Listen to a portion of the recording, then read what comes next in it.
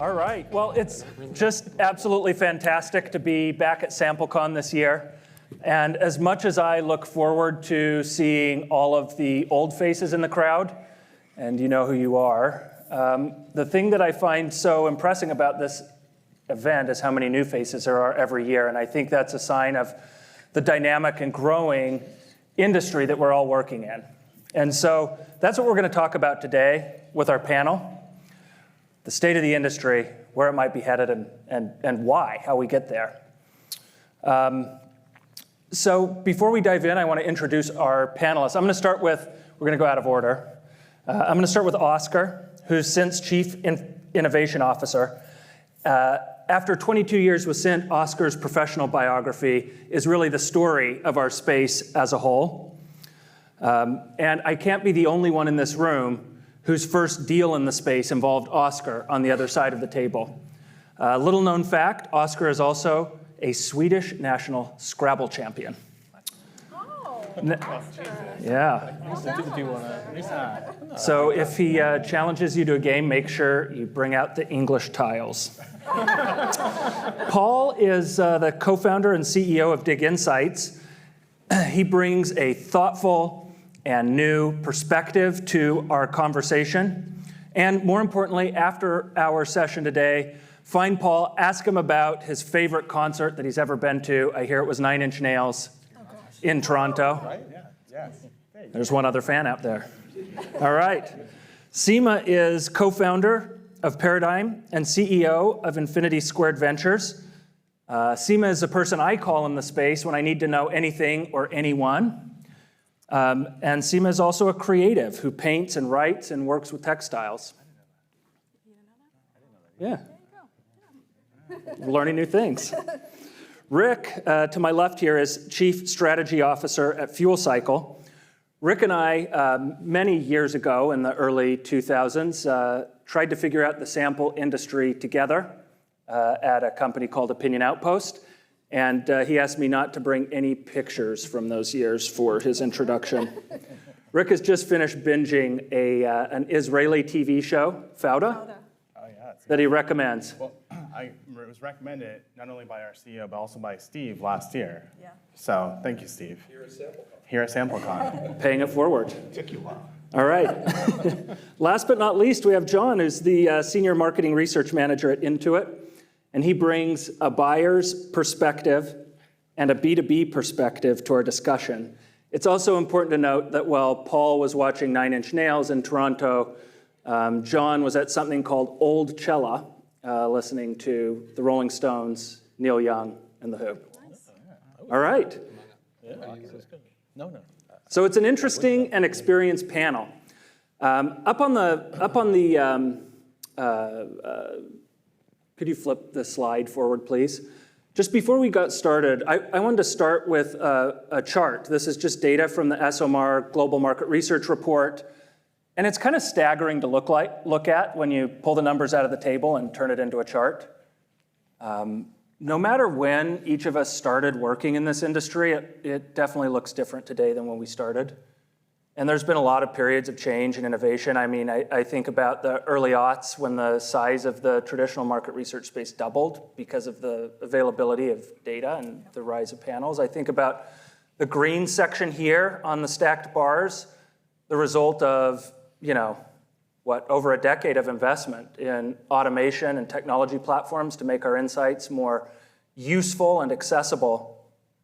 And yet it feels like there's a little bit of uncertainty in our industry today, which probably prefaces some more innovation and change. So I want to start by asking the panel. I'm going to actually ask you first, Oscar. I hope that's okay. Yeah. What do the next few columns look like? Where are we headed and why? That's a good question. He gave me a heads up that this was coming, so I actually posted the question to my friend, ChatGPT. And it's interesting what they came with. So, of course, non-surprisingly with ChatGPT, use of AI and automation. Not surprising. It's the year of mobile, according to ChatGPT. It was like 5 years ago, 10 years ago. Expansion in DIY, tech-enabled. More focus on data privacy and increased demand for real-time research. Well, I think some of those are probably still correct. I think the tech-enabled here will probably continue growing, but what will happen is that I think we're continuously increasing our TAM, going to new industries. And I think really what we'll do is we'll move closer to ad tech with the value exchange that we have and the deep profiles. I think we'll probably extend that and take a bigger chunk and work closer with the ad tech market among other markets as well, and really raise the profile of the research industry. Why aren't we going to get there? Anyone want to answer that question? Go for it. No, you go ahead. He used ChatGPT. I don't know. I'll put it away now. I didn't use any AI, so unfortunately. I think, to be honest, I think one of the things that I think about when I think about the research industry is like really what are the jobs to be done? Like what are we doing as an industry? Like why do people buy market research services? Why do they, and then thus buy sample as well? And really it's about like confident decision making. And so when the business is utilizing market research, they're trying to make better decisions, more customer-led decisions, or more confident decisions. And ultimately, I think anything that helps facilitate that, that's faster, cheaper, and easier than market research as it stands today is going to win out. So things like AI, machine learning, but also things like product analytics, competing against executive intuition. Those are all things that we compete against as an industry, and I think that's something that we have to think about. Is what are the jobs to be done that we're fulfilling? I actually think also with the accessibility of so much data within an organization and outside of an organization, how do we find ourselves to be relevant in those different data sets and maintain relevance and be able to feed into data pipelines within an organization and be able to, sorry, I just jumped in there. No, I'm glad. Okay. Jump away. Feed into the operational intelligence of the company because they're putting disparate data sets together and market research can't sit on the sidelines. They have to figure out how to integrate into those different data sets as well. I agree. I mean, Jon, would you say that we've reached that point at Intuit as market research integrated into all of your data sets? Well, definitely the integration part is a challenge. We have we have market research here, we have the customer data here, we have, working on right now getting the segmentation integrated, and how do we do that, and how accurate is it, and who's going to use it, and how are we going to use it? So it's there, and people, certainly at Intuit, people really value the customer perspective, sometimes maybe even more than they should. But we're in the conversation. I think the one thing that I feel like is a threat, because you asked Bob, like what's going to stop us from getting there, is sometimes just how do we make sure that the quality is right? Like it's easy to convince people that if I'm working off just QuickBooks customers, that these are real people and this is what they think. When it's coming from panels, the B2B samples is often like, this doesn't look like young businesses. Like how do I then have to go sell that into the organizations? Like what do we do with this? Is what we're getting correct? So I'm the last to add, so I might as well just add something. Anything. I mean, anything. First, this is not a Caesar. I ordered a Caesar, but that's okay. I appreciate the fact that this is just a vodka soda. No one knows what a Caesar is. It's uniquely Canadian drink. It's like a Bloody Mary with clam juice. I know, it's disgusting, but it's delicious. You're welcome to come up anytime. I'll make one for you. But I think to your point, we're all now competing against other data sets. We run the risk of looking at people who are participating and providing feedback as a data point. And I'm in the business of providing insights to our clients. Our clients come to us, they want that link between what the consumer is asking and what the consumer wants to tell them. I provide that link. We interpret that information and we give those insights back to clients. And That's the value we provide, is taking the information, hearing what they have to say, internalizing it, understanding how it's relevant to our clients, and providing that back to them, help them with their strategies. And anytime that we say it's just another data point that feeds into a disparate data or other data sets that get combined and we can do machine learning, all that stuff, great, absolutely, 100%. But this is why I think also Qual's making a big comeback, is because people want to hear the perspective of the consumer. They want to get back to hearing the actual voice. What do people actually think, as opposed to what am I actually reading or inferring from this information? And I think we can get lost in that. Is the growth of Qual an indication that brands are trusting quant less? Probably. I mean, I don't know, I think maybe John has a perspective on that too. Well, by the way, so I think, well, maybe John can answer that, and I'll jump. Go ahead, and I'll hold the thought. I think one of the things to think about is that as an industry, if you look at the past several economic challenges we've had, stemming from 2008, talk about 2020, this year, right? What happens to the industry? We're all, we've chatted all together. It's more challenging. People are more concerned about revenue. Maybe there's a decline or something's flat. The question is, what we're providing mission critical to businesses? Mm-hmm. And I really think that the fact that you have industries that are flat and are decline, especially when we're an industry that purports to be the conduit of consumer opinion, right? And it goes in decline when you have big behavioral shifts. It means that we're not doing the thing that we should be doing, and that decision makers are using different forms of data or different sources to make decisions independent of us. It's not as mission critical as it needs to be. And I think data quality feeds into that, right? Because if you can't make confident decision making into it, right, then you switch to Qual, or you just bypass it because it's not as good. Yeah, that's a segue. Thank you. I'm getting there. So I think, at least at Intuit, and people are, I heard somebody make the analogy lately, I have some end clients who just, they feel like they know what's going on. They've been working on QuickBooks for 15 years, and they know the product, they know the customers, they can make decisions. And I have others who it's like, oh my God, I need to decide, which word is going to be second and which word is going to be third in my value prop that's going to go on the bottom of the website. I need to know what people think. And it's like, I don't know that you really do, but it's That's another problem. It's so yeah, I think somebody is I have some stakeholders who won't get out of bed unless it's researched, but. Can we introduce them to us? It's fine. Yeah, I'm sure they'd love to talk to you. I don't know how deep you want to go, but yeah. So I think I don't really see quant going down, at least not from the internal Intuit perspective. Mm-hmm. But I mean, I think people also know how powerful Qual can be. You hear one person say something really articulately, and you take it and you run with it. And I mean, at Intuit, we almost have the opposite problem of the company was founded on the idea of Scott Cook, our founder, going to people's homes and watching them use Quicken and figuring out oh yeah, they ran into an issue there that I wasn't expecting. Now I'm going to fix the product. So everybody's empowered to talk to customers, and it gets to be too much because some people don't know how to talk to customers. Yeah. Or don't want you in their house. I think that just going back, I wouldn't say the rise of Qual, the comeback of Qual, but the supplement of Qual with data, I think is critical, because I do think people are wanting that voice of the consumer.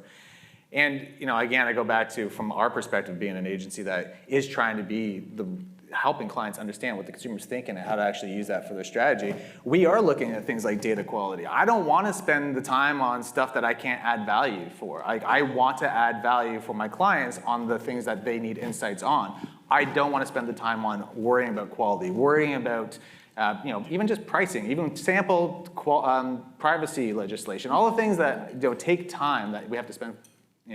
You're about to say something. So. Do you worry about quality? Yeah, I worry about quality. Well, we worry about quality from a number of different perspectives. Not just where we may source actual respondents from, but also our internal, we have a lot of internal things that we have to invest in, and we have a lot of checks and balances to make sure that we're getting high quality. But it's also a reason why we work with certain partners. We know once you work with a partner and you realize you're getting a good quality sample, you don't want to start making a bunch of moves. And I have to say, like from our perspective, we do get a lot of people asking, hey, can we work with you? Can we work with you? Well, what's the point of difference here, aside from the fact that you have access to other people that might be cheaper? That's not what we're looking for. We're looking for value add. We're looking to not have to worry about certain things. Can you do that? So Paul and I have had long conversations about this already. It was one email. It was But, one, I mean, one, that's e- fine. I mean, one I think email. it's a long conversation. One email is about as like intellectual as I get, Paul. Give me a break. But no, I mean, I think one of the things that we think about is, as a buyer like Sample, is that the quality is a significant issue. And it really is, because you're not price maximizing. You're not like looking for the lowest cost. You're looking for value maximizing partners. And so you want to have value.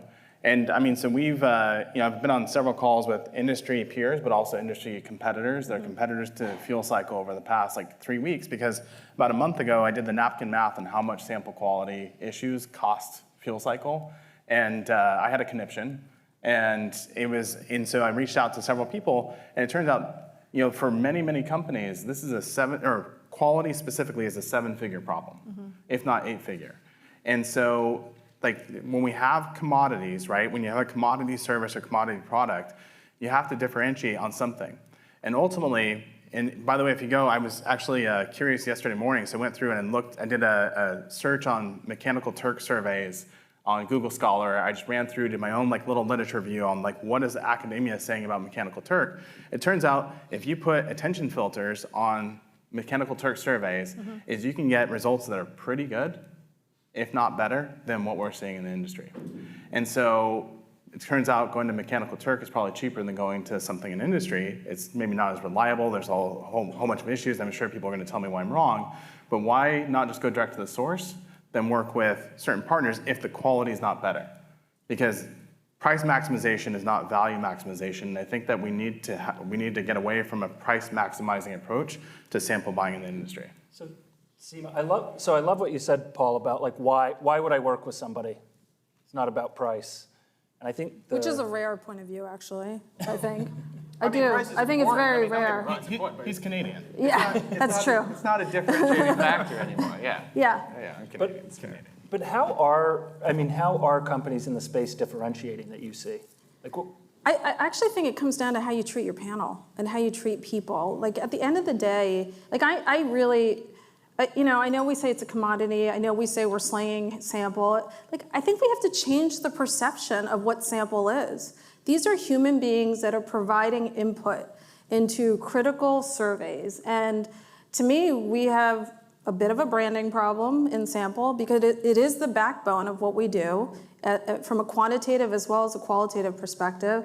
And I think how you treat your respondents, consumers, is a huge differentiator. And being able to toe the line and saying, and that's why we're going to see more vertical integration potentially, because if we can't get clients to respect the consumer, then you start vertically integrating to control that experience for the consumer. Is it how you treat the consumer, though, or how you even attract them in the first place? Yeah, fair. Because, I mean, we've been talking about how you treat consumer respondents for a long time in terms of paying them more and making sure they're well compensated for their views. But like, how are you even getting people to even want to provide those views in the first place? Yeah, I think it's a fair question, but it's a catch-22. So a lot of the times people go to recruit people through co-registration.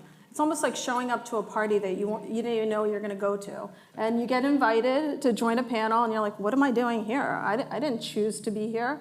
And I think that's... Depends if they have Caesars. It depends if they have Caesars. then you show up to the party and the host gives you a tax form to fill out. And then you're like, I'm done. Right? Is that an Intuit That's your tax problem. No, those ones are great.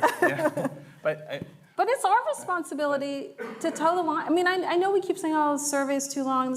Like, when do we start protecting our assets and saying, no, we can't do this anymore? I think the problem is that we're treating all the respondents the The same. same. I right? totally agree We know with that we that. have a lot of good players. They've been Yes. answering surveys for a year, and they actually produce good data, and our customers are telling us that Yes. it's good data. And then we have a bunch of anonymous traffic coming through, which Yeah. we're treating the same way. We're doing fraud checks and quality checks Yeah. on these, and we're also introducing the same on the good guys, right? That continuously have a good track record. I think our industry is going into, like, it's a marketing.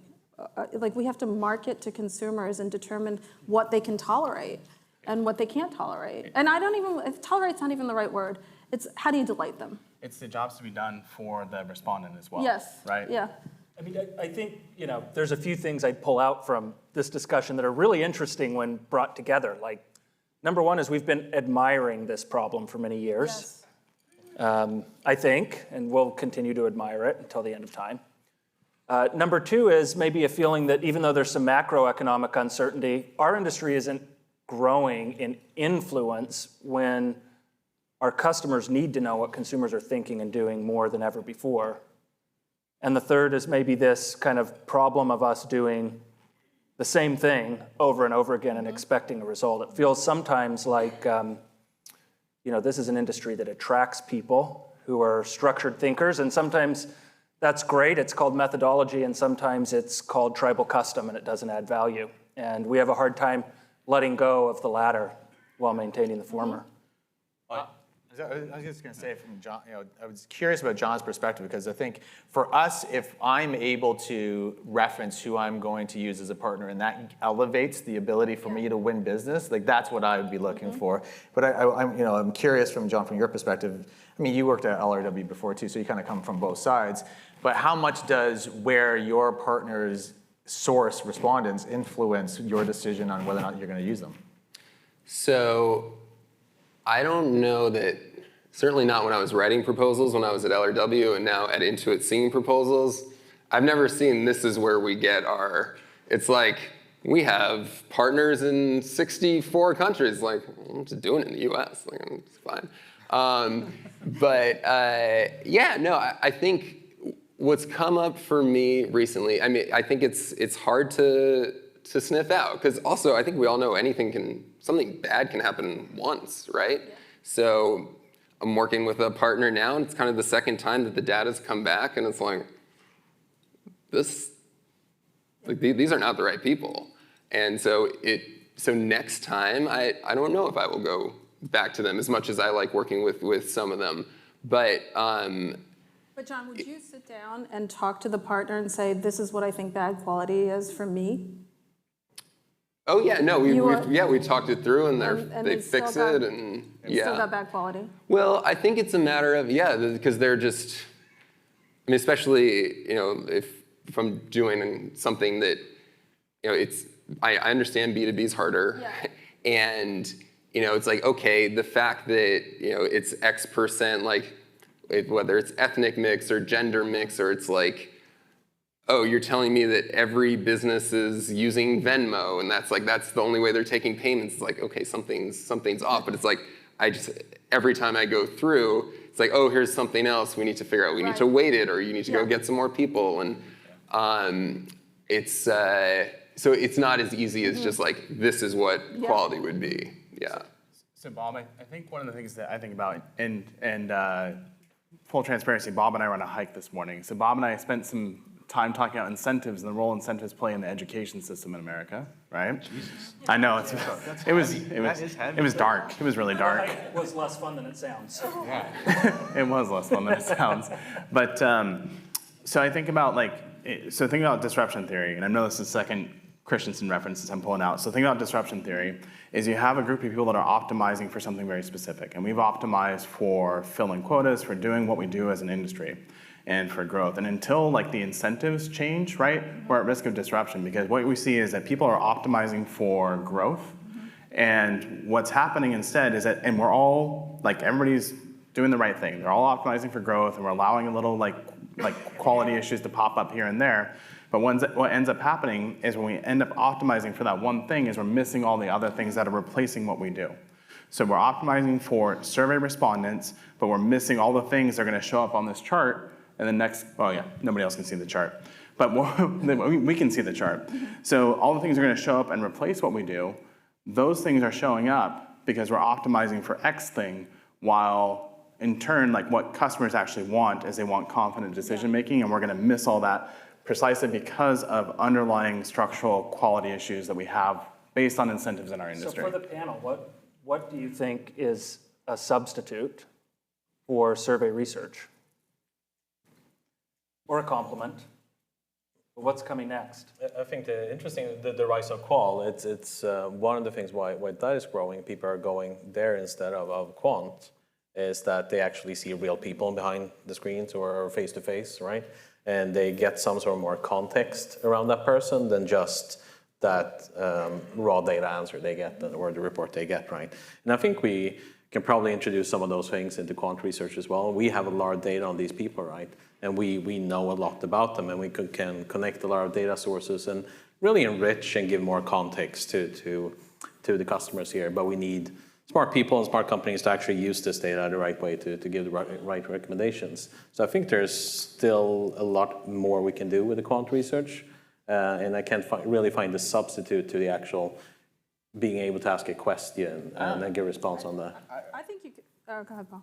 I was going to say, I mean, you just used a substitute. You just, ChatGPT or any type of AI that can scour social media and just give you a whole synopsis of what people are thinking about a specific subject, sometimes is fine. Like that to me I see that as being, a lot of people are going to start looking at that as a potential substitute for and making decisions quicker. I use it just as you used it for speaking notes.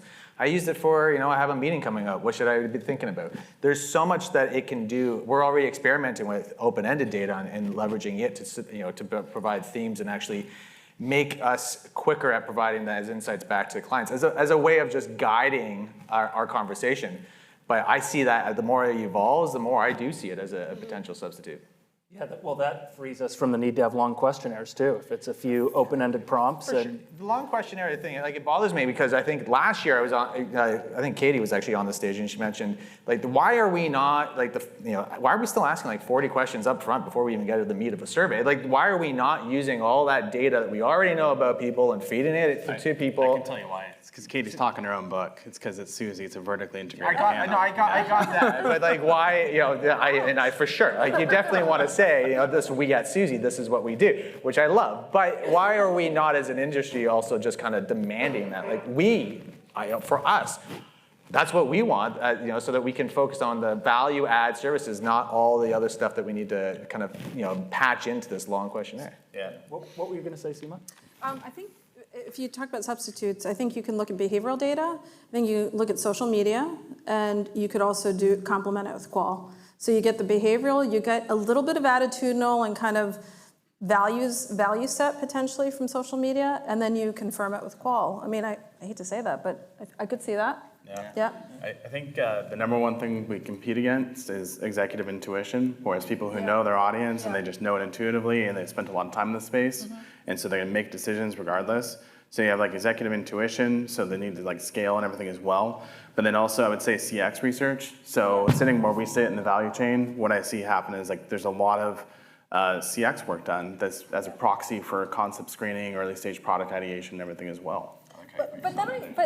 But in everyday life, you guys, I look at something and say, they didn't do their research. I'll do, whatever. You look at use cases all over the place that people have not fine-tuned research. So I'm kind of it's hard to, this is fear, uncertainty, and doubt to a certain degree, but they're still not getting the answers that they need, at least not to serve me. So here's a question for you, Sima, though. Right, so they're not serving you, so they're not asking enough questions, right? But why are they bypassing research? I think that's the real question. Yeah, that's fair. So they're bypassing research because Jon Kay doesn't believe in the quality of the data, right? Or are they bypassing research because of other things? Well, let's stay with that concept for a minute. So there was a sentiment, when we all met on the phone for a few minutes, there was a sentiment of we'd all do it right if only Jon Kay would pay for it. So... No pressure. So John signed with me yesterday. I'm just kidding, he didn't. What would we do differently? You're the one he's second-guessing using. What would we do differently if the Jon Kays of the world would pay for it? And then I think you should answer last, John. What do you wish we all would do differently? Let's let Oscar go first. Yeah. I feel like this was teed up just for Oscar.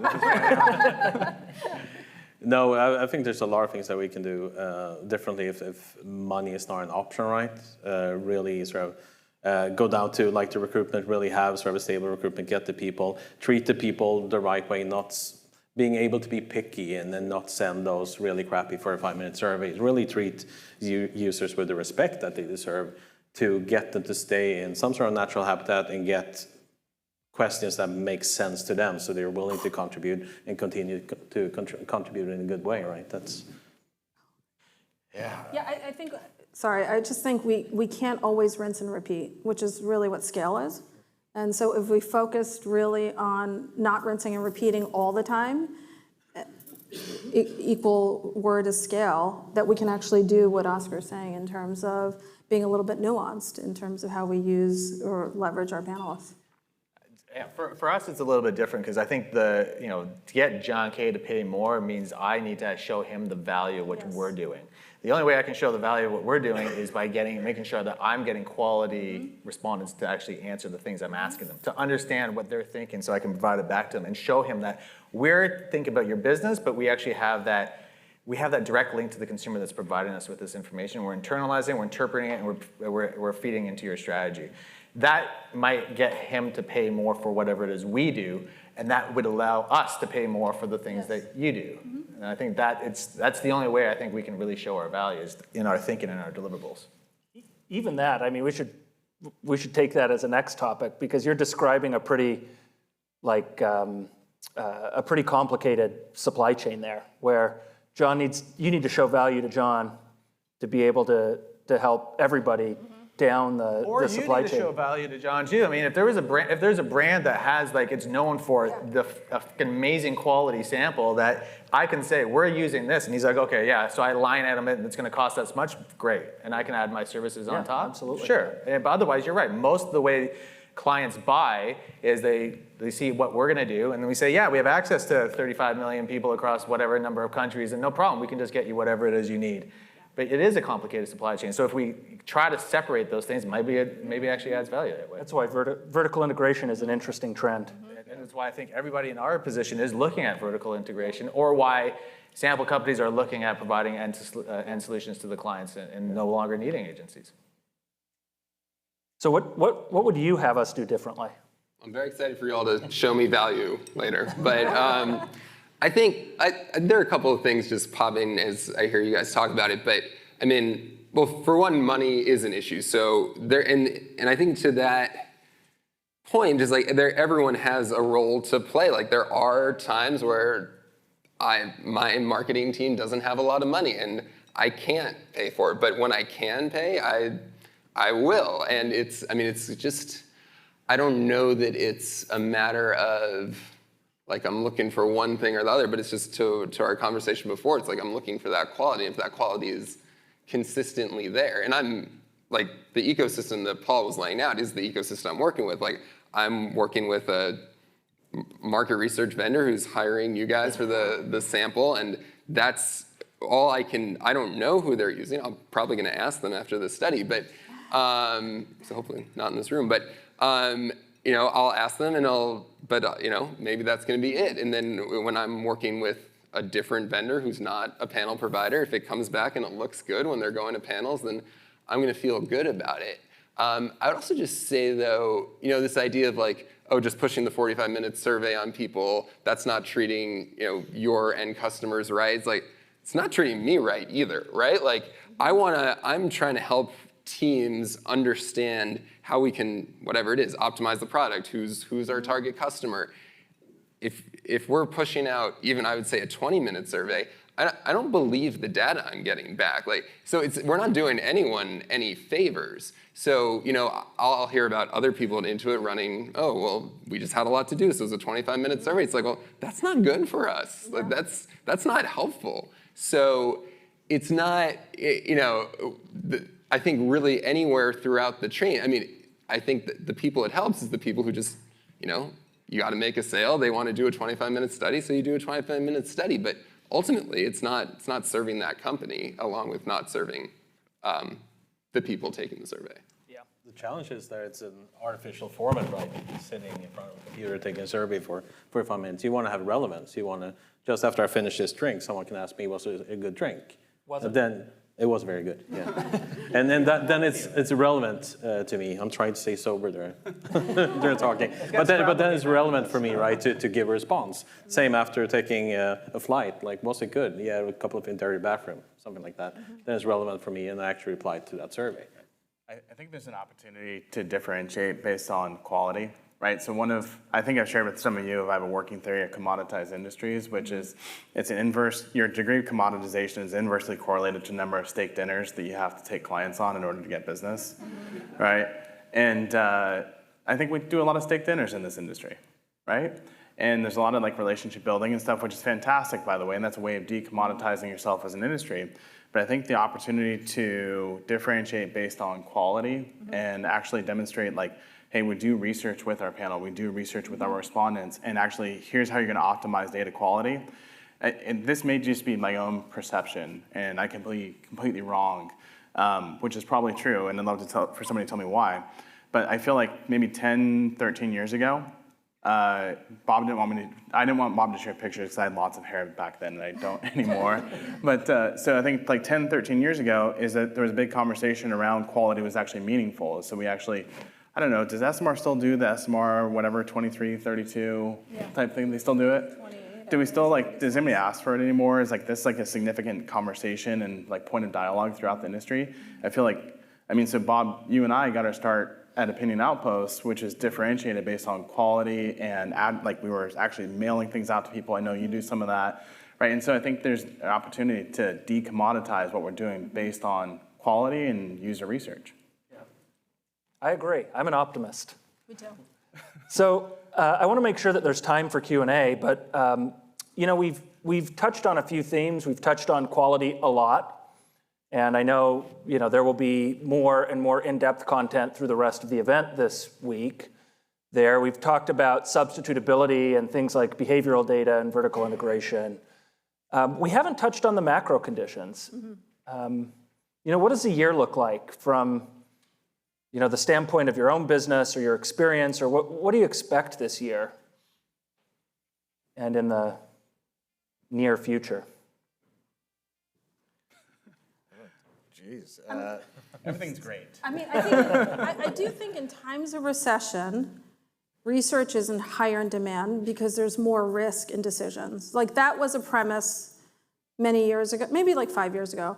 But now that we're dealing with issues related to potentially substitutability and being able to have a long tail for research, so going back to you can use technology to go back and search findings and not do the research you need to do to make decisions.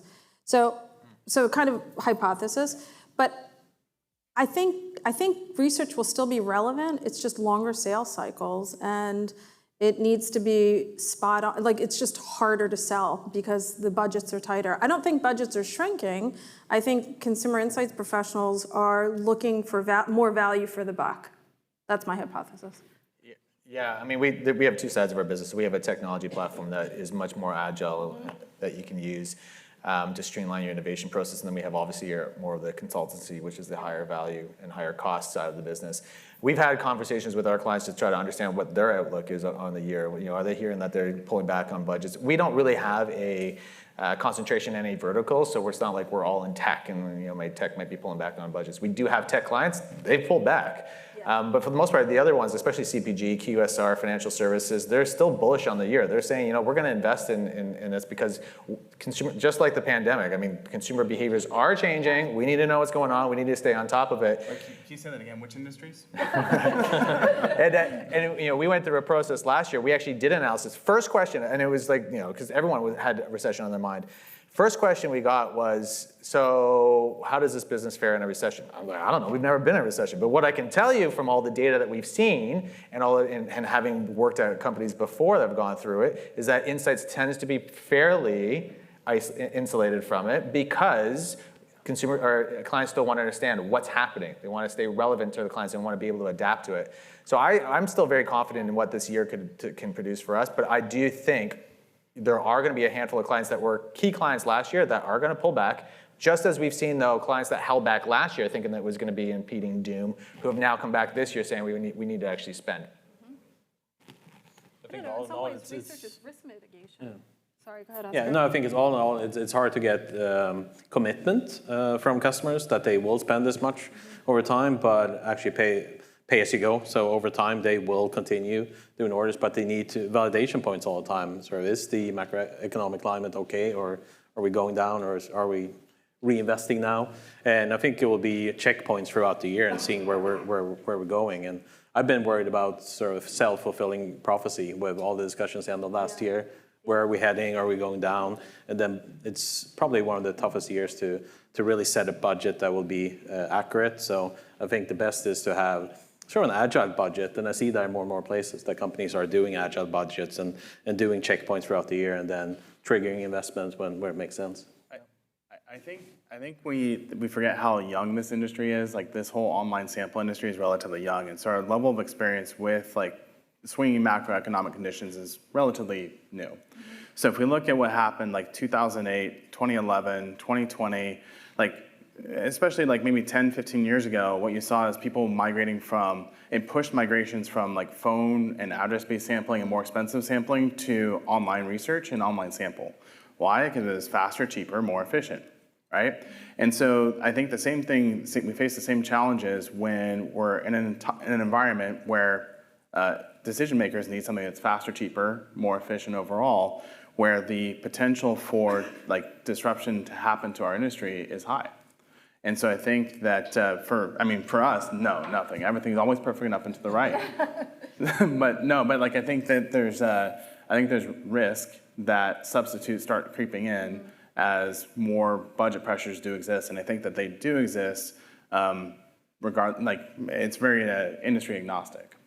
Well, I appreciate everyone being a good sport for that question, and I like the panel. I'm optimistic about our industry. I think what we provide is in greater need than it ever has been, and if everybody were as thoughtful as the members of this panel, we'd all grow together. So let's do Q&A before we run out of time. If anybody has a question for the panel, please come up and use the microphones in the room here. It's just stunned silence, Bob. Yeah, it was that good, huh? Where's Tom Johnson? He's over there. Not a single question, huh? All right, we got one in the back. Steve has one. Oh, I can't see Steve from here. Sorry, Steve. Yeah. Bob, I won't miss this opportunity to ask a question, but I'm curious, we all clean data after our projects, right? We're all doing it differently. Is there a way for us to benchmark this and give this data back so we know what is a good respondent and what isn't, and so you can kind of cross-compare with what's happening in the industry? Thanks, guys. Awesome talk.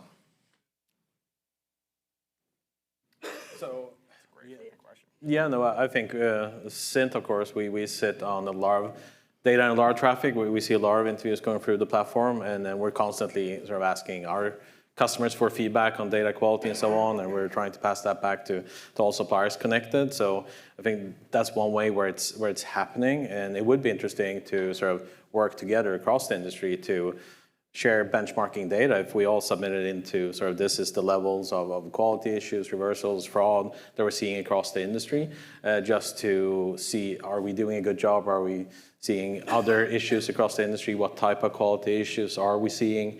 Is it, fraud again, or is it other open-end responses? Is it real people versus, fake people? I also think that we can break quality down into pillars. I don't think data quality as a topic suffices. There's fraud that's technologically driven. There's respondent experience. There's incentivization. There's other pillars that we have to break down. And we all have tons of data. And if we can come together and kind of understand what that looks like, I think that will help us. I feel like table stakes is fraud, is technological fraud. That's table stakes, right? Like we have tools that help us mitigate that. Go ahead, Paul, sorry. But even with those tools, I feel like it's a dial. It's like how much do we want to dial up the quality versus how much are we going to sacrifice for the balance between and then also, let's be honest, you have trackers. If you dial it up, the results change. And right? And then all of a sudden you're like, we can't do that because the underlying results will change. So I think there's nuances there, but I think that's why it's a conversation. I love the benchmarking idea, by the way. Yeah. It's a great idea. We should do it. All right, we have another one. Yes. So I come out of the media industry, and there is a lot of auditing that goes on in terms of the data that gets used as currency. And given, personally, the lack of transparency I see from a lot of companies I work with, is it possible to get some sort of third-party audit of what is really going on. I mean, would the panel participate in some sort? I think what Yeah, you I mean, that's what I'm saying, because, I mean, as a seller, I've seen my reconciliation rates go up threefold in like 7 months in one of the platforms, and I don't know why. I'm not getting an answer. Yeah. So something has to happen. Like there has to be like a third party like audit. Like there has to be like a standard of quality measure that exists independent of any commercial benefit to us individually. And it's funny. Like what's that? That used to exist. I mean, no, there's always money. There's always money attached to it, and that's the problem. Is that when there's money attached to it, the incentives change, right? And so I think there's room for something like an industry nonprofit that measures quality and is built up of buyers and sellers and has an opportunity to cooperate and to audit. I absolutely agree. It's like the MRC, Yeah. the MRC in the media space. I mean, they exist, they're a nonprofit. There's a significant, yeah. You know, we can't afford not to do something like this, honestly. I mean, I know the industry's in good shape, but I'm seeing some really concerning things. I also see a lot of clients in these DIY platforms, they don't know how to program surveys. And so we got all these people at companies that aren't trained researchers, that are doing surveys, that are bad, and they're kicking my sample out. Yep. So I would love to turn your question maybe back on the audience a bit. I mean, show of hands, who would provide their data to a third party nonprofit to do quality evaluation? Why not? Your credit card information. That's the right question. The flags, whatever data you have, response patterns, fraud flags. We're making stuff up as we go. I don't know. We're just kind of, we're sick of this conversation. Like, we got to move forward, right? Like, we got to do something. I hope somebody took a picture of all the hands that were up. That's enough to get started. I think it's a multifaceted problem, Yes, right? We have I different agree. issues, like Sima said. We have fraud, which is one issue, which is more systematic, organized crime essentially behind that. Yes. And then you have the quality issues, which is a bit more nuanced, and it can derive from bad surveys, bad questions, or bad sources, or fatigued respondents, right? So. But an audit will touch on all of it. I hear fraud, but I don't know how much fraud, Yeah. why. Yeah. All I hear is fraud. Yeah. I have my own panel. I don't see fraud in I know my numbers are real. We actually, members of mine that get reconciled by the third-party marketplaces are taking studies in my company for us and are great responders. Yeah. And then we can't see, I want to know why somebody's reconciled. Yeah. Not code. I want to know why. I Yeah. want to see the data I want to know, I actually want to see the survey where the reconciliation happened and why the data was actually. You're absolutely right. Yeah, go ahead. Good. This is a boring conversation. I mean, so quality is a boring conversation, right? It actually is. It is. No. I mean, I think that's useful for us to move past it, and we can't move past it until there's a measure. Because the last thing that somebody wants to do is like look at SampleCon next and be like, Jesus, we're just going to talk about quality again, right? Well, I don't want to do that. I think that's what Wednesday's designed for, is to have this conversation exactly. So, yeah, good. Yay. Please. Please. All right, Steve, you had a question? Well, it was in the same theme as Bruce, in the fact that there's an element of trust that is missing. And you've talked about it through various different stakeholders in the process. How do you gain that trust? Yeah. And I think it is going to be the problem until it gets solved somehow. Yeah. And until we really get into it and figure that out, we are going to be Groundhog Day every year. Yeah. Was the Intuit a reference to John? But one more follow-up, Bob. Yeah, please. I'm just curious, you've all said something about qual on the rise. I'm just curious as to where that sentiment's coming from. I think people want certainty, buyers want certainty about who they're actually talking to. And I think that gives them a sense of control and understanding that there's real people on the other side. Obviously we know the pros and cons of qual, but I think it gives them, like, even if they have quant, they see the qual, there's maybe issues with data quality, but if it's confirmed by qual, I think that gives them certainty in the quant results. And also qual pre-quant and qual alone. I think it's just people, they're real people. I think it's the substitutability, right? Yeah. Say it's easier to substitute quant like behavior or like quant surveys with behavioral data, and then it's hard to substitute people's actual opinions and like facts, like seeing their faces. Like that's harder to do. Yeah. I mean, I wouldn't go invest in any facilities right now, Steve. I'm just saying. But what I'm seeing and from our business, Like it'd be really bad to do a rebrand yeah, right now. it is right. I mean, not Right. terrible idea right now. I mean, qual is growing, but it's more of are you supplementing it with some of the stuff you're doing? Yeah. Like there, when we talk about, and it's great. I was at Quirk's LA a couple weeks ago. It's freezing cold, just as it is now. So thanks again for everybody to have this in March versus May, which I completely didn't connect the fact that it was not going to be that warm here, there is a lot more just hearing the consumer provide context to the stuff that you're taking. It doesn't have to be, we're just doing qual, we're just doing quant. It's how do we mash this shit together so that I can get the data, but then hear what they're actually saying so that I can take, the last thing is our clients, kind of what John was alluding to before, he's looking at something, he's not taking data at face value. If he's hearing something though, he's hearing a consumer say it, it starts to be like, yeah, okay, that starts to make sense. So it's providing that context from the consumer, hearing what they're actually saying so that it makes the data make sense. Because otherwise we get lost in this just shit of data and we're just like, what is it? Does it actually mean something? Is it actually something we're doing? Well, then you hear somebody say, you're like, okay, I get it. So. Like I said, no facilities. Yeah.